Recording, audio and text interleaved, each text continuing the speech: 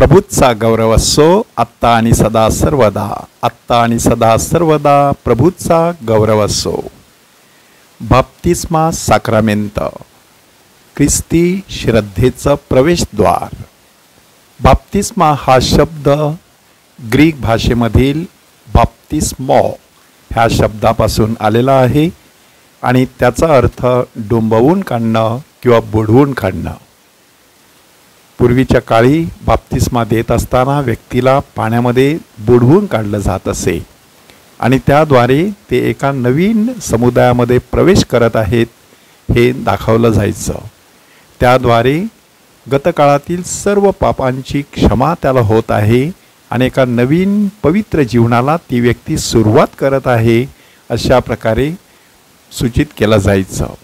ख्रिस्ती श्रद्धेमध्ये हाच बाप्तिस्मा पित्याच्या, पुत्राच्या आणि पवित्र आत्म्याच्या नावाने दिला जातो आणि त्यासाठी मत्तईचं शुभवर्तमान अध्याय 28 वचन 16 ते 20 ह्यांचा आधार घेतला जात असतो.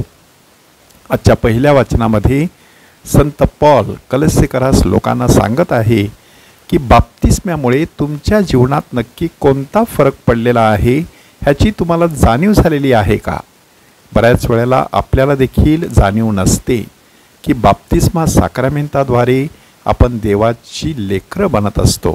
बाप्तिस्मा साक्रामेंताद्वारे आपण प्रभू येशू ख्रिस्ताच्या दुःख सहन, मरण आणि पुनरुत्थानामध्ये सहभागी होत असतो. बाप्तिस्मा साक्रामेंताद्वारे आपण आपल्या अपराधांची क्षमा होत असते. आपल्या विरुद्ध असलेलं, आपल्याला प्रतिकूल असलेलं विधीचं ऋणपत्र परमेश्वर खोडून टाकत असतो. प्रभू येशू ख्रिस्ताने ते क्रुसावरती खेळून रद्द केलेलं आहे.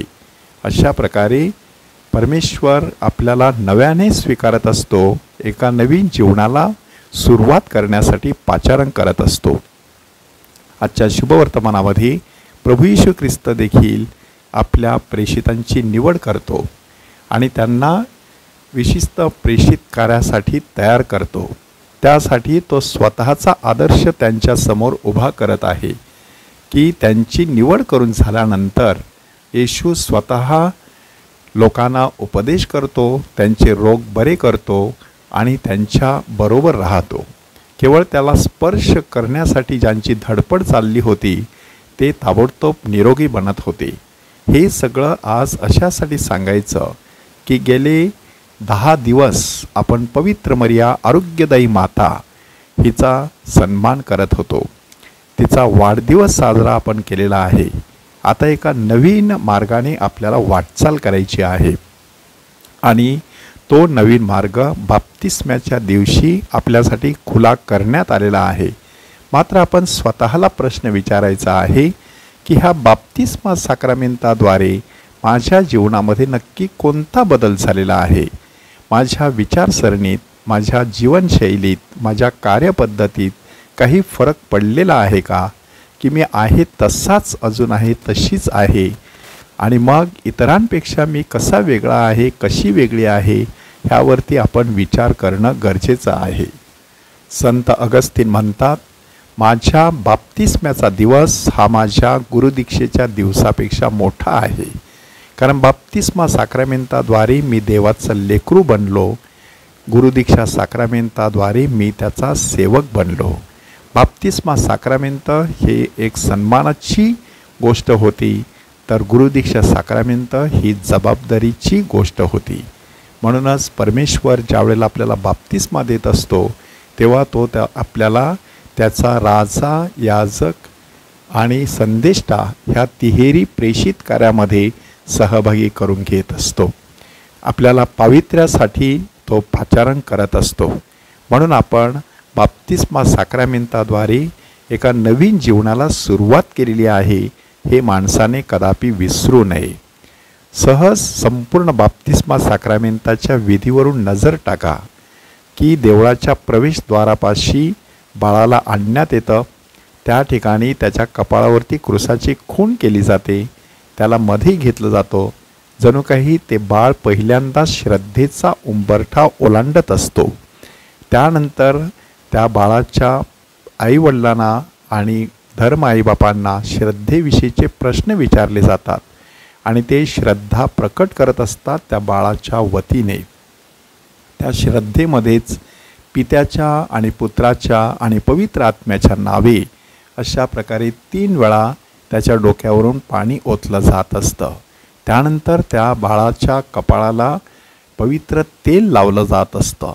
जणू काही पवित्र आत्म्याचा अभिषेक त्या बाळाला केला गेलेला आहे.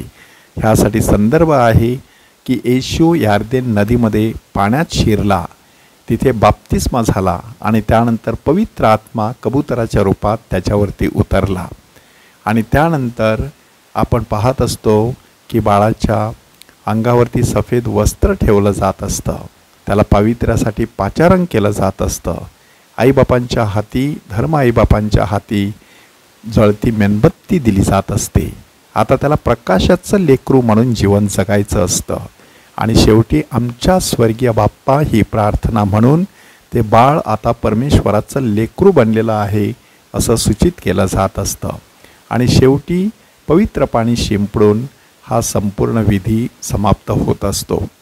ह्या विधीकडे नजर टाकल्यानंतर आपण स्वतःला प्रश्न विचारायचा की एवढा मोठा विधी माझ्यासाठी सुद्धा साजरा केला गेला, माझ्या जीवनात जो फरक पडलेला आहे तो प्रत्यक्षात दिसून येतो की नाही.